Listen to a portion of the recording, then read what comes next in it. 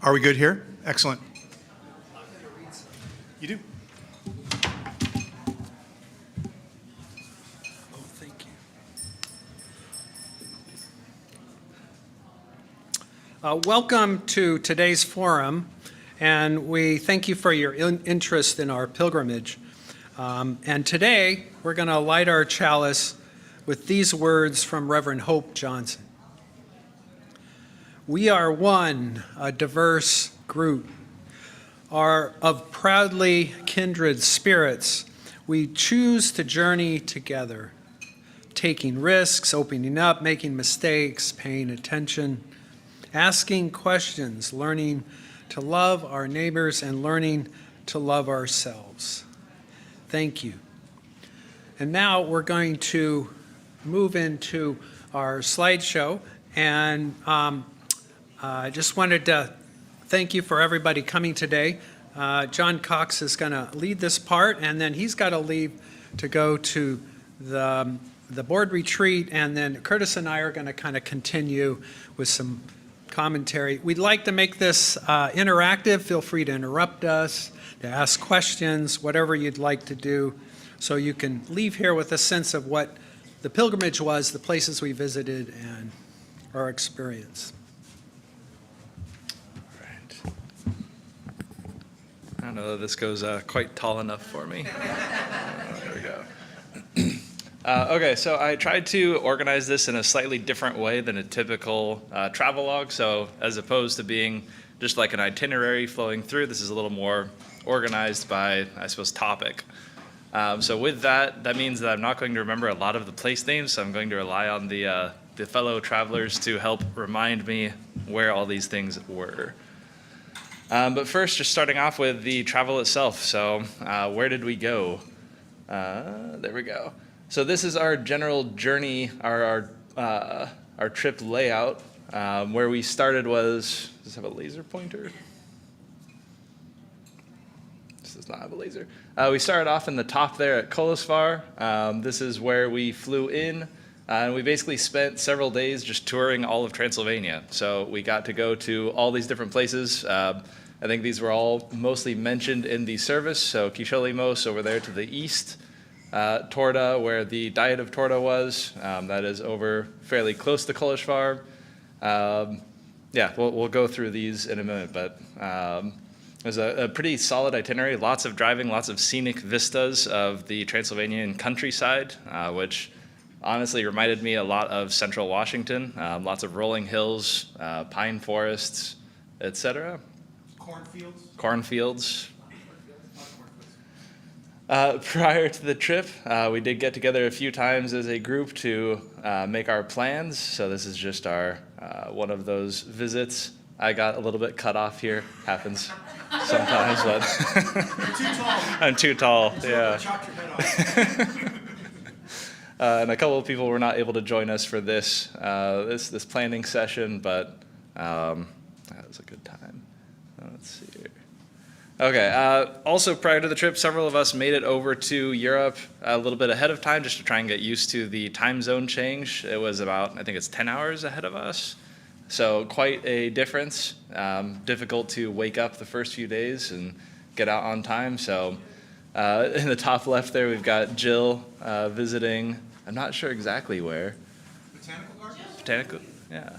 Botanical Gardens. Where am I? The Botanical Gardens, Japanese gardens. Okay. Some of us went to Istanbul and actually crossed paths a few times. So my wife Rebecca and I up there in the top right, and Rick and Betsy down the bottom left. I know there are a few others. Ryan was also in Istanbul. John and Cheryl, we stayed at the same hotel as them. Curtis and Wendy were there. A lot of us got to enjoy staying there first. All the flights basically routed through there, but it was a nice experience. And Karen in the bottom right here, I believe she went to Transylvania like a week ahead of us. Yeah, a week or 10 days. And this was in Brasov the Sunday before. I went to found the church there and I had emailed Ron confirming the time, and so they knew I was coming, and we're very welcome. Yeah. that was it's the assistant bishop, me, their organist, and the minister. So from there, we all flew in. So on the left there, we actually had the experience of sitting in the gigantic Istanbul airport together. Absolutely massive airport. There are 27, can't hear. Oh, no. There are 27 places to worship in the Istanbul airport, and there's a museum of Turkish art and history in the Istanbul airport. It is ginormous and really cool. But yeah, 27 sanctuaries or chapels in the Istanbul airport. And a couple mini arcades that I saw, and lots of shopping opportunities to get Duty free. Yeah, to get your duty free. So just, again, fantastic airport.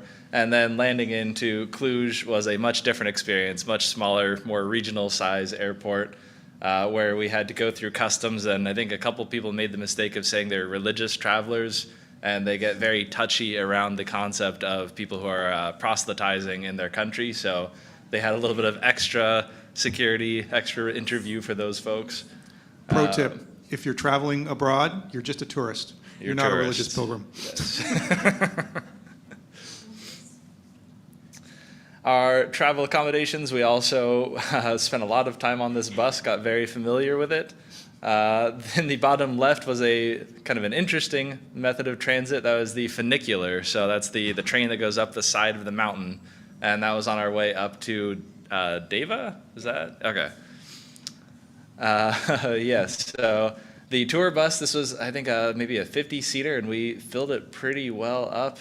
And spent a lot of our time in this position in the right here, where we had friends up front giving us a lecture on what we were seeing in the countryside. I got to learn just a lot about all sorts of things, and there's nothing too small. So sometimes it was big historical details. Sometimes it was this style of architecture is from such and such era. It was a deluge of information. Question. Mm-hmm.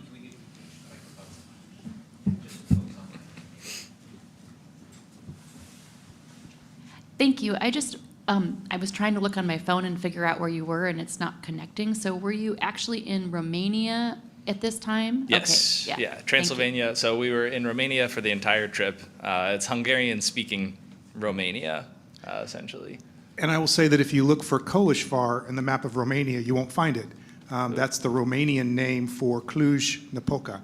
So the names, the place names where we were here have another name. And so the bus driver or the host would say, oh, we're going to Nagashizaben today.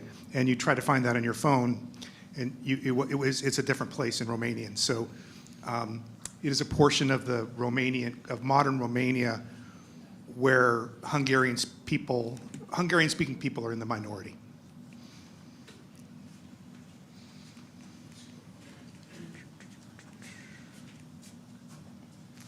Some other modes of transit, we had some horse-drawn carriages as well, which this one I found particularly fascinating because we're on these horse-drawn carriages, and you would see some young guy in like full tracksuit have his phone out. He's texting while riding his horse or in the horse-drawn carriage.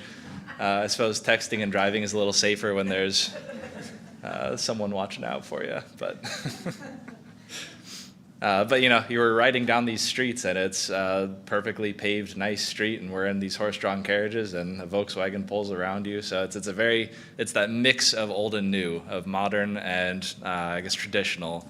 That was very interesting throughout our time in Transylvania.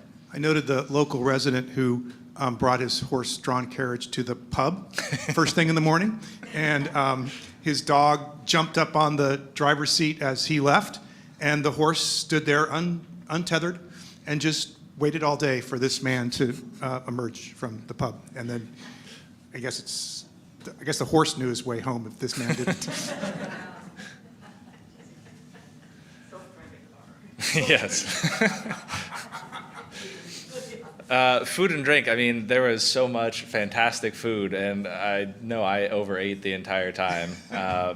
So I'm not going to remember most of these different places for the specifics, but this is just a constant theme. We dined from, nice restaurants down to in some individual homes.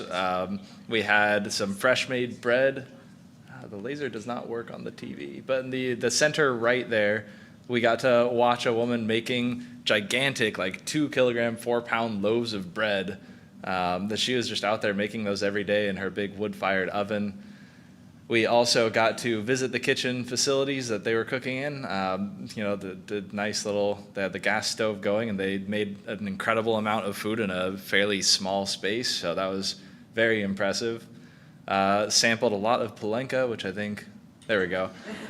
This is the Polenka still in the top right. We've got the brewmaster, the still master, I suppose, in the vest in the left shot here, giving us all a toast. And Jim in the bottom right here, inspecting the cooling tower for the still. So they have a full setup. I think the question was asked, how many different Polenka distilleries are there in town? And I think they had 4 or 5, but only one is legal. Is it a grain spirit? Yes. No, plum. Yes. The question was, is it a grain spirit? It's fermented fruit, typically plum, but also cherry or apple or pear. Whatever you have, you let it rot, and then you distill it, and then you drink it. And we did get to see the church orchards full of plum trees. So they're growing their own supply for the plums. So it's a very popular libation. We also had the opportunity to make and eat the chimney cakes. So these are, oh man, what are they, Rebecca? Rebecca is a former pastry chef, so she has an experienced chimney cake maker, right? Yes. So they are a yeasted dough, an old world cake is how I would describe it. And they are cooked either over coals or in this case in fryers around a tunnel. And then that tunnel is rotated so that the inside is tender and moist and the exterior is crisp. And a lot of powdered sugar Lots of powdered sugar. that Yeah. Mo is demonstrating there on her face and fingers. Oh boy, this is just a scattering of restaurants. I think the one that I would probably point out is this bottom left one. This was in an old citadel, essentially. So this was a massive citadel, and this restaurant was just kind of, you go a little bit underground feeling, and the whole thing is this brick, very, I don't know how to describe it, very cool, very medieval. Medieval. Yeah. With swords and shields and shining armor and great food. Yeah, absolutely. The 13 restaurant, what does 13 stand for? Was it the points on the star of The 13 points on the star? Is The that? question is what, it was restaurant 13 or pub 13. And Yeah. what did it stand for, Jill? 13th Legion was stationed there. The 13th Legion. Okay. The answer is the 13th Legion was stationed here. Thank you, Bill. In the bottom right, this is what our typical dining setup was while we were in Kisholimos. So this was in the, not the parish house, what is it? Do you remember what it was called? The community hall? Yeah, in the community hall. So this is where we took our meals and had, again, just a large group of people. I think I've got a shot of them in a moment here. A large group cooked for us and had to carry all the food over to us so we could dine in here. So it was, we got to know this spot very well. Washed our dishes by hand. Yeah, camp style. Here's just a couple shots of the countryside right around Kisholimos. So again, just what I was talking about, just to me, this is very central Washington with kind of the rolling hills, the wide open spaces, lots of green, lots of pasture land, just absolutely gorgeous, absolutely gorgeous. And this is the church, of course, in the right-hand picture. A couple shots from inside the church. So we already saw this one in the center with the tapestry gifted to them. And in the top right, you can see the prior, I guess, the church partnership previous trip, yeah. So that one was still hanging up there. I just thought this was very interesting. There's the mention of the church being unheated previously. So in the bottom right, this is how the heating system works. So it's just it's like a spool of like conduit or like piping basically, and they're just running the hot water through it. So it's the radiant flooring essentially. So it keeps things nice and toasty for them in the wintertime. But I enjoy the little details of seeing it all exposed.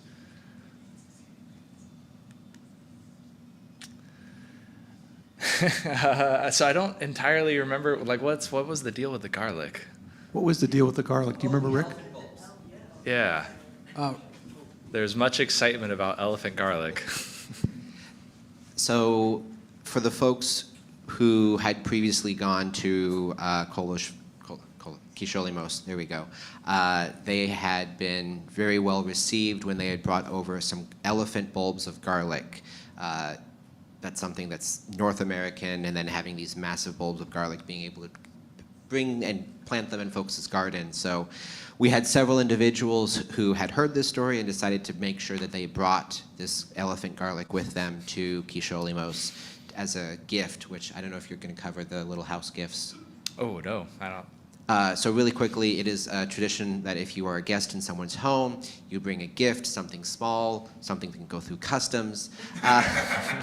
That is a thank you to the people who are putting you up for 4 or 5 days. And so all of us were asked to bring several items for the people in the household who were giving us food, letting us, use their Wi-Fi and staying in their spare bedrooms. And a number of us decided to bring elephant garlic. Here's just a shot of our hosts on the right.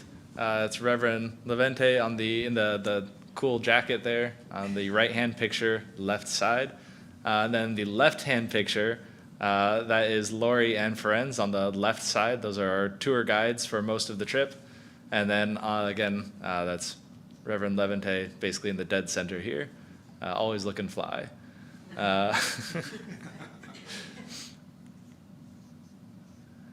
And this is the very unexpected part of the trip, attending a wedding. So we got to see just an entire ceremony. I don't think this was planned ahead of time. It just happened while we were there, and we got the invite. So we got to see the full ceremony. Everybody came out as a massive celebration. The church was completely jam-packed full of people, and the palenka was flowing.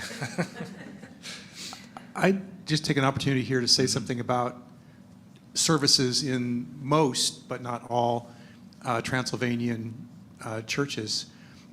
They're segregated by gender. So the men all sit on one side of the sanctuary and the women on the other. And that struck many of us as a bit antiquated and odd. And we were just told that's the way people are used to it. Karen has something to add to that. Yeah, when I was at the church in Brasov, I was the first person there, and so I sat down and discovered I was on the men's side, so I got up and moved. And then I sat down, and then someone came in and basically was able to get across that I was sitting in her seat, that they have seats that are kind of theirs. And I think I was then sitting in someone else's seat, but she was a little bit more understanding and just let me stay there. So, yeah, it's, and traditionally where people sat was based on how much they were giving to the church.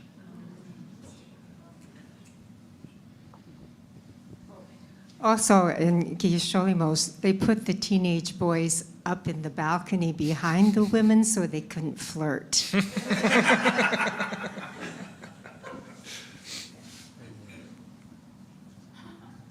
So here's a more normal service. I guess it's still a celebration service. This was the Thanksgiving service. You can't really see here, but Reverend Levente did have a whole stew's worth of vegetables hidden away in his robes that he just slowly pulled out throughout his sermon. It was very fantastic, magic trick. Oh, yeah. You can also see Lori has his microphone here. So for this service, we actually had there's a name for it. It's the something ear, the magic ear? Sonic ear. We had the sonic ear devices. So we all had our little earbuds in, and Lori just translated on the fly for us so that we could understand the service and what was happening. So That was fantastic and quite impressive. I don't know that I could listen to one language while translating it to another and also giving context around it all at the same time. But I very much appreciate that he was able to. So we also got to participate in communion for those of us who wanted to. It was, again, women first. Was it women first? Men first? Men first. Men first. And we got, our little bit of bread torn off and a bit of wine. It was the communal style. So for those who are kind of interested in that sort of thing, it was not the little tiny cups, it was the big cup. But yeah, we got to participate in that. It was not the blood of Christ. It was not the blood of Christ. Yeah. Okay. This is just some hanging around a little bit. I think most of these are they had a craft fair for us where a whole bunch of the folks had some just handicrafts that they had made that a lot of us were interested in seeing if we could bring something cool home. So I don't know that I've got specific pictures of the crafts themselves.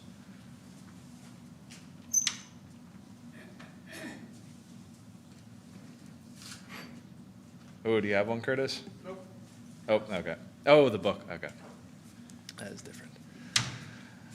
So, of course, this trip was not just about meeting all of our fellow parishioners in Kisholimos. It was also about learning a bit about Unitarian history and seeing the various sites that are relevant to the history of the church. So I think this is where I'm going to need a lot of help to remember which spot is which. I believe the ones on I think all of these are all Deva. Okay. Yes. So this is at the top of that funicular ride going into the citadel where David Ferenc was imprisoned and passed. You can kind of see that there's a fantastic view from the top left there. In the top right, this was at there's the church, the guest house down at the bottom of this in the town of Deva. And they just had all these different examples of this style of this fabric work that they did there. I guess there's differences depending on which part of Transylvania you're from, which congregation, that sort of thing, for what defines the specific style, but this is just a full wall of examples of just gorgeous handicraft. Can I just a word about that space? So in the town of Deva, many Unitarians, and Unitarian Universalists travel to Deva, obviously as part of their pilgrimage to see this site. And so the Unitarian Church has built a fairly modern facility there with a guest house, bunkhouse, and what I thought was just a spectacular contemporary sanctuary. Unlike a lot of the sanctuaries that we went to, it was bright, full of light, and on the back wall was this wall of tapestries. It was I found just a really beautiful space. So people come here, they can stay in the guest house before they go on for the rest of their pilgrimage. It's a cool space. Very cool. Let's see. So we've got a couple of different spots in here. In the top right, this was at our accommodations in Koleshvar. We got our initial lecture here as well as a couple additional, just short talks on just some of the things that we would be seeing. I don't have a picture in here, which is too bad, but one thing that they did have in this lecture hall was a ring around the top of the room with a small painting of every single Unitarian church in Transylvania. Every one of them hand painted. So you could go and find Kisholimos and see, that's where we're about to head. So there's some 400, I don't know the number. Do you know the number? There's several hundred of these paintings of the little churches, which was just a very nice detail. The top left is the important boardroom where all of the major decisions of modern Unitarianism are made, as my understanding. This is the boardroom at the school in Koleshvar. We also got to see the lecture hall that's in the bottom left at the school. And in the bottom right, this was at the high school as well. John. Oh. And the boardroom, it's part of the bishop's office. Bishop's office, thank you. Yes. Same building. They're the same Yes. building. You can go through the secret door. Secret door. Yeah. Yes. Gotta love a secret door. Moving on to Torta. So there were a couple of things. Obviously, we've talked about Diet of Torta in the service a little bit, and this is the monument to religious freedom here, which is just a very nice monument. The book transitioning to the bird, or however you want to view that, but I really liked that. The other thing that we saw in Torta was the old salt mines, which the scale is really impossible to capture in a picture, but if you picture a full-size Ferris wheel and then you put it in a cave underground and it keeps on going up above that, like this is how big it was. Is there's a Ferris wheel, there's a lake with rowboats, there was like a restaurant all in a cave. I would say the Ferris wheel is the same size as the one on the Seattle waterfront. Okay. Yeah. Massive. Just some more various shots. I think we already, the bishop's office. This is the bishop's office on the left-hand side here. Okay, I don't remember, do you recall which church this was? Catholic Church in Kosovar. This is the Catholic Church? It used to be Okay. Unitarian, and then during Reformation, the Catholics took it over. Yeah. St. Michael's. Okay, this is St. Michael's, and it changed hands a few times before returning to the Catholics in the end. Okay. Oh. It's probably worth noting that there are 4 officially state-sanctioned and state-supported religions in Romania. The largest of those is Catholic. Catholics are definitely the predominant religion in Romania. Also would be the Reformists or Lutherans, right? Or Calvinists. Orthodox, and then Unitarian, and Unitarian's probably maybe the smallest of the 3, or maybe Orthodox and Unitarian are vying for last place. And what we learned is that the state actually provides to local churches of those 4 sanctioned religions funds. So about 60% of the salary for ministers in state-sanctioned churches comes from the state of Romania. It's a bit different than our hard line separation between church and state. Oh, all right. I think I'm being pulled away, so I'll hand this off to. Good luck. He's been there more than me. I'm just going to sit on the sidelines and love hand grenades.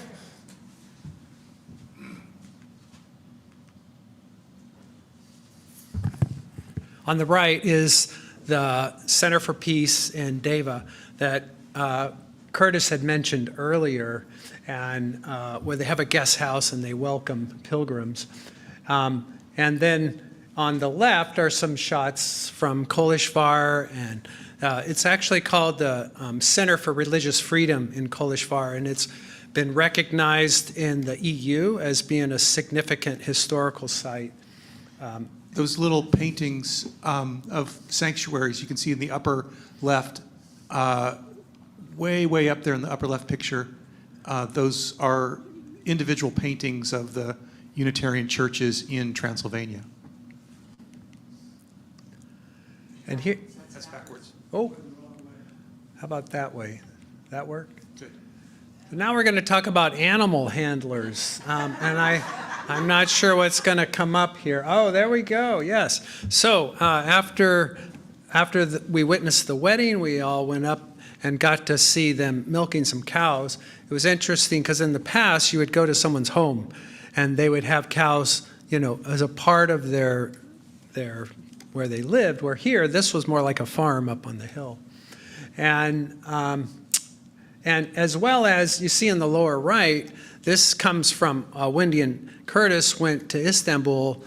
They were there pretty much around the same time Betsy and I were there, and there's cats everywhere, particularly in the mosque. You see a lot of cats running around. So some cultural education. We ended our trip, came back to Kolishvar before we all flew out the next day, and we got to see this wonderful performance by some traditional dancing that was Hungarian dancing from the people up in this region. The culture is called the Seke people, is kind of the tribal group that many of the Unitarians up in there come from. I think it's fair to say that most, if not all, Transylvanian Unitarians identify as Seke or secular. Right. But not all secular people are Unitarian. Right. It's a broad description of that group of Hungarian-speaking people Right. In that portion of modern Romania are Yeah, exactly. Seke or secular. Yeah, in the terms of the four main religions, and by the way, it's the four Orthodox, Reformed, Unitarian, and Lutheran that get money from the government. The Catholics don't. Thank you for that correction. Yeah, the Catholics support their own priests there, and they're kind of a smaller religion there in Romania. So the Orthodox is the big religion, and they're the ones who get the most support.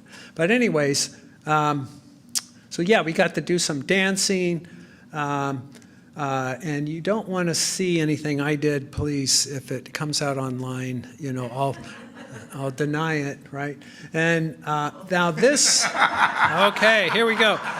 So when we were in the village, they brought in a cultural dance instructor and led us in these wonderful dances that was fun and enjoyable and awkward and really great, and we had a great time.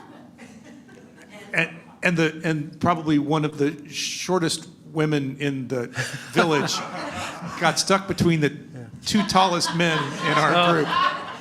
This woman's very interesting. She was one of our 4 people who prepared food for us and cleaned up after us. She was also the one that you saw making bread. We went to her house.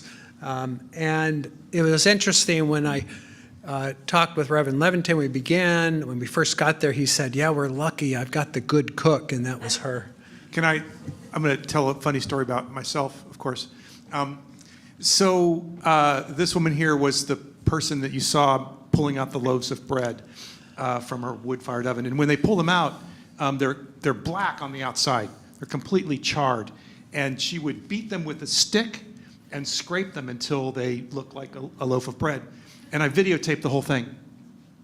And I wanted to post it on social media. I was going to post a picture of this whole process. And so, but I thought that it would be appropriate for me to ask her permission before I put it on social media. And so I asked our translator, Lori, if that would be appropriate. And he said, "Well, you could probably just do it. She's not going to see it." And I was like, "No, that's not right." So, and as I mentioned, she's very short. And she's sitting down, and I'm conscious of my own height. And so I went to her, and I was talking to her like this. And all the ladies around just started cracking up. And they thought that I was there to ask her to marry me. To steal the best cook. And I had to show them my wedding ring and point to my spouse to convince that, no, that's not what I was doing. But for the whole trip, that was the joke, that Curtis was there to steal the best cooks. So part of any intercultural exchange, right, is some level of discomfort. You know, like Americans, we tend to be gregarious and we speak our minds and we're out there. And like among traditional Hungarian Unitarian Romanians, they're much more reserved. You know, interactions are much more scripted. Particularly between the gender? Yes, and particularly between the gender.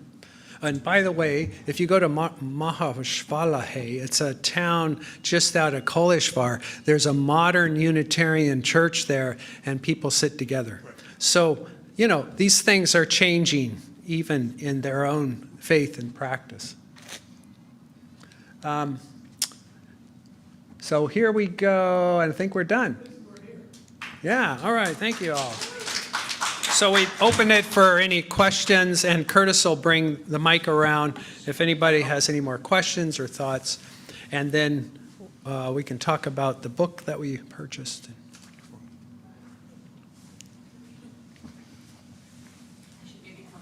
No, you're okay. Don't worry about it. I have so many questions, and I know there won't be enough time, but I'm wondering about the size of the church in terms of like the regular attendees versus like the wedding. And then I was also curious about, okay, so you talked earlier about what was done with the role of Jesus as a prophet. What does that mean for the Holy Spirit? What happens there? Oh, great question. So on the first question, the sanctuary holds about, 150 people, 200 people, and it was pretty full with us there For the wedding. Now, what happened with the wedding is most of the people were up all night partying and stuff. So in the morning on their Thanksgiving service, it was very sparsely attended, which was kind of a function of that. So, and on a sometimes, so the way it works, it's much different than here. You pretty much are born into a religion. They don't do proselytizing. They don't witness. They don't bring people in. People do convert to Unitarianism there in Transylvania, but it's fairly rare.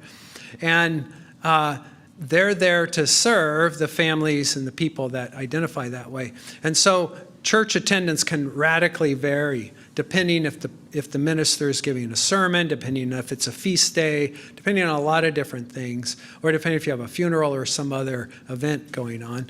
And when we were there in 2019 for the Thanksgiving service, there was probably about 100 people from the village there. When we were here this time, there was probably about 20 or 30.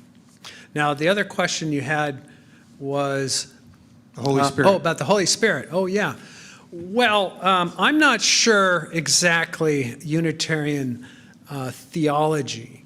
However, in the conversations I've had with some of the ministers and others, they would be much more akin to the way the Jewish faith would see God. God is one, God is almighty, and that Jesus was a man, a prophet who taught, and the Holy Spirit represents the presence of God, represents a way in which God moves in us, speaks to us, inspires us, kind of an aspect of God. And they don't have any sense of a multiplicity within the divine. Does that help? Yeah. Carbon. Okay.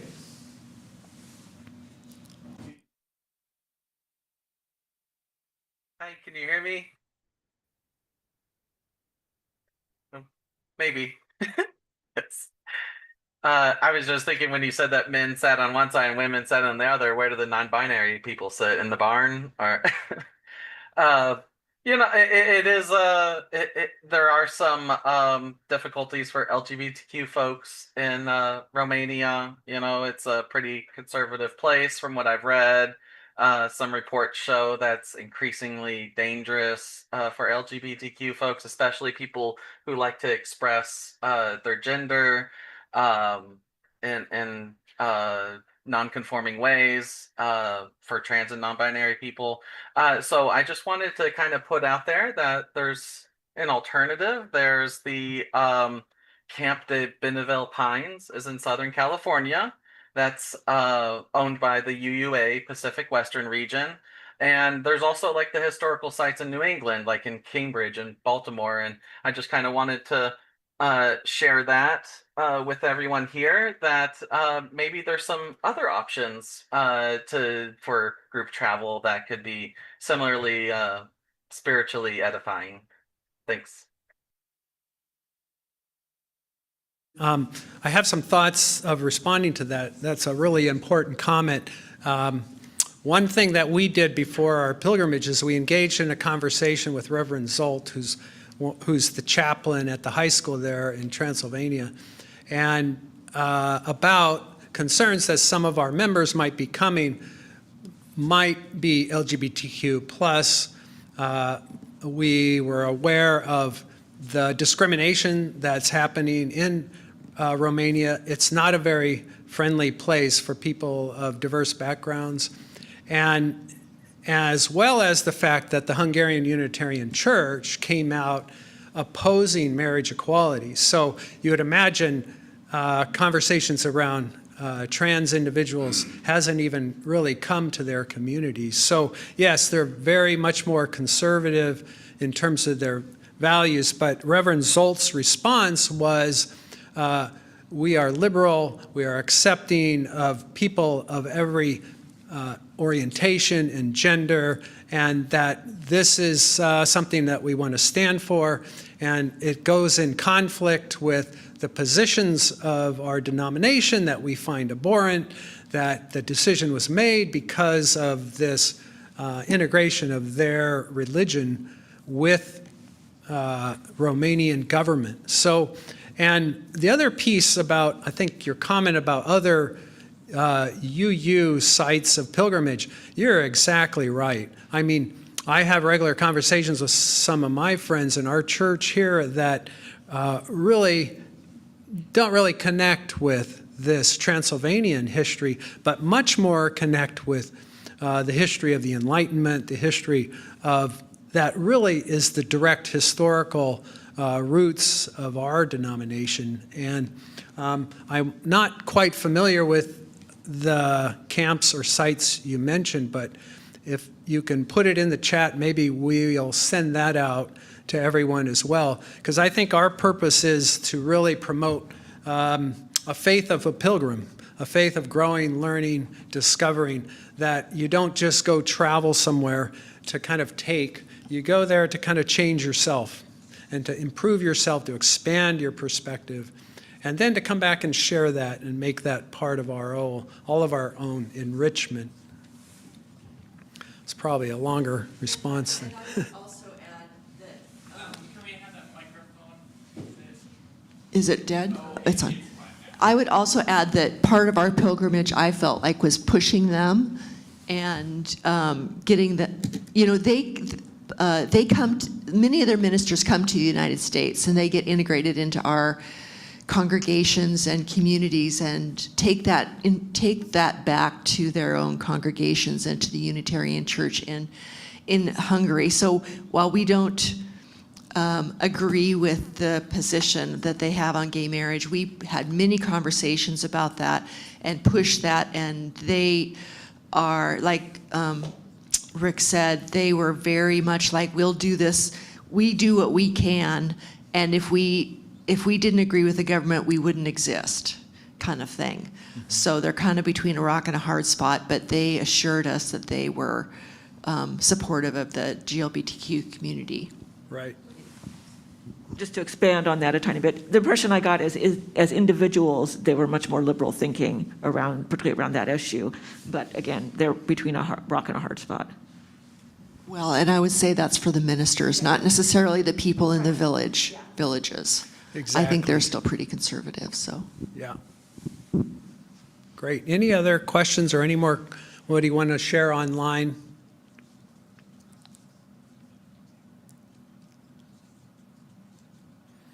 Great. Oh, one more. Oh, yeah, the book. Well, before that. Hi, Mom. Okay. Curtis is holding up a book that we purchased on behalf of the church that was produced this year. It just hot off the press with our pilgrimage. And it's in Hungarian, but it has... Continue to practice your Hungarian. Right.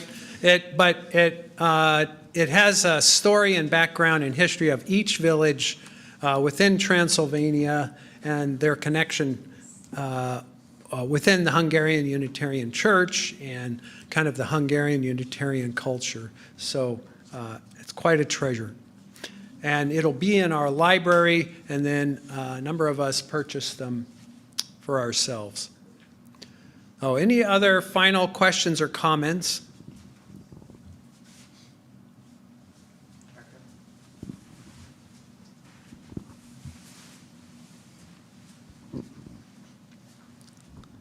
This might not be a fair question, but I'm curious what your impression was of how the Unitarian Church functioned differently than the other churches and spiritual communities that were there, or what was similar. Right, that's a great question, because the ministers all go to the same seminary in Kolishvar. So it's with the Calvinists or the Reformed and the Lutherans, and then the Unitarians, and they all learn together. And they have like a core curriculum, and then they have like a year or two or something that's specifically with their Unitarian professors. So in many ways, they're taught in an environment that has a diversity of perspectives. And my impression is that they're the voice of reason, collaboration, dialogue, connection between the different faiths within Romania, within certainly Transylvania.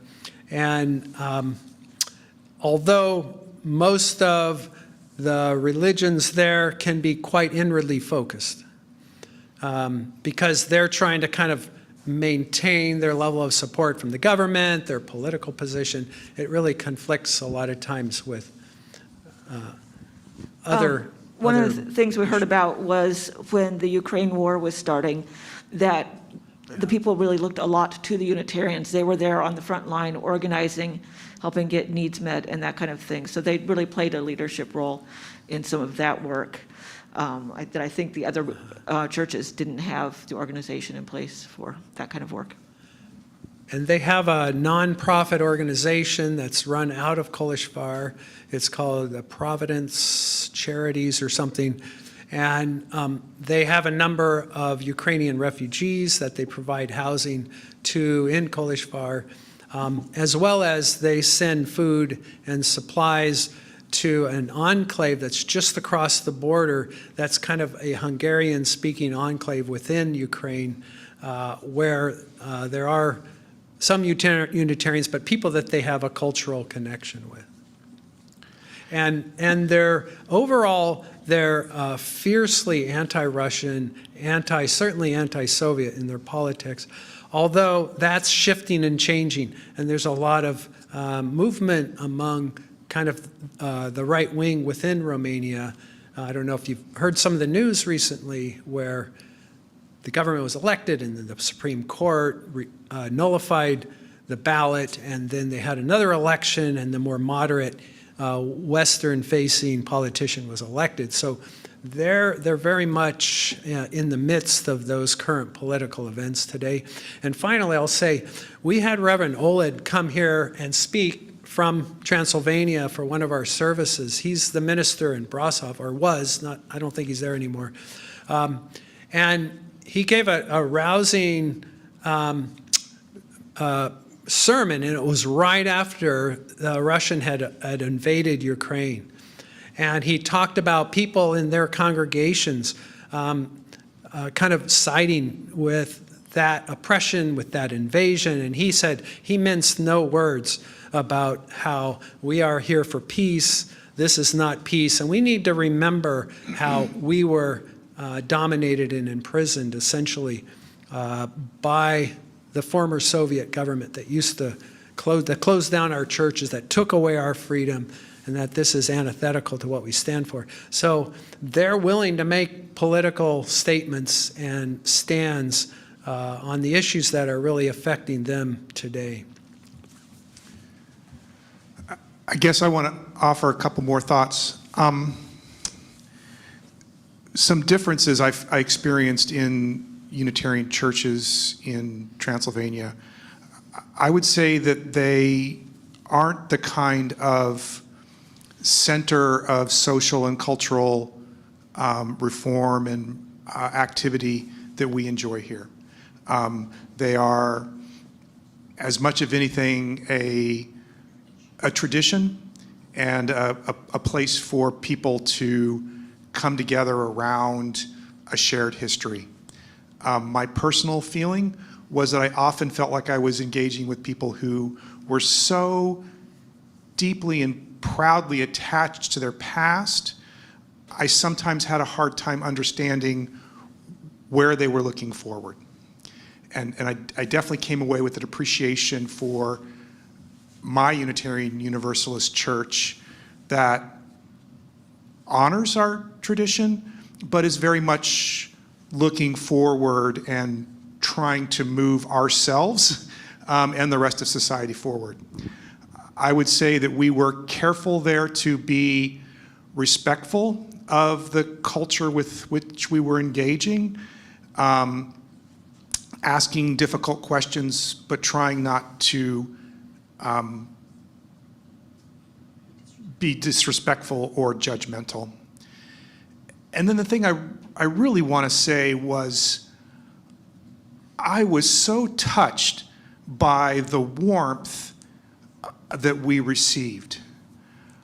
I'm aware of my Americanism. I'm embarrassed at times to be an American, and I was amazed at how warmly we were received and how much respect the people felt that people would travel from Olympia, Washington, wherever the hell that is, to come to their little village and to hear their stories. Like, that was so meaningful to them. I felt grateful to be there and to be treated, to have these people cook a meal for me. And they were grateful that we were there. They were grateful that they could cook a meal for us. Like, it was an organizing event for the community. Like, these people don't get together and cook dinner on a Thursday. They don't do that. And so our being there gave their community a sense of purpose that was sort of flipped the story of gratitude on its head. And I just felt very humbled that they were just so appreciative that these people from America would come and listen to their old stories. And I see you, Jen. And finally, what the minister said was, as I prepare to tell you my stories in English, it gave him and his colleagues an opportunity to reflect on their connection to those stories as well. So as they're telling us their stories, they're reliving these stories themselves and reflecting on what these stories mean to them. So it was an interesting exchange of experience and gratitude, and something that I will never forget the gratitude and the warmth that I experienced by simply coming there and listening to these people's stories without judgment and with an open-minded heart. Yeah, I just wanted to echo that as well. I was surprised that when we gave our gifts to our hosts the last evening, they the next morning gave us gifts to take back with us. And, we were grateful for them hosting. The wife or the woman in our house also was like, when would you like your laundry done? So she not only housed us and cooked for us, because she was one of the cooks, but did our laundry for us. So it was just very warm and welcoming.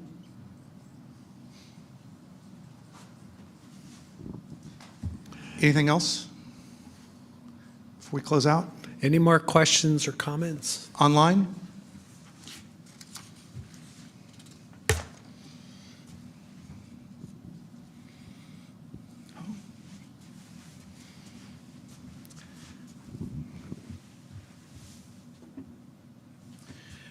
So I'm going to close with this reading. Some of you may recall that before the pilgrims departed in September, there was a blessing that the congregation and Reverend Mary offered us. So in that service, Reverend Mary offered these words from the Reverend Eric Williams. I hope that you will find inspiration and meaning in his words and perhaps consider your own pilgrimage. Real, physical, metaphorical. Blessed is the path on which you travel. Blessed is the body that carries you upon it. Blessed is your heart that has heard the call. Blessed is your mind that discerns the way. Blessed is the gift that you will receive by going. Truly blessed is the gift that you will become on the journey. So may it be. Thank you.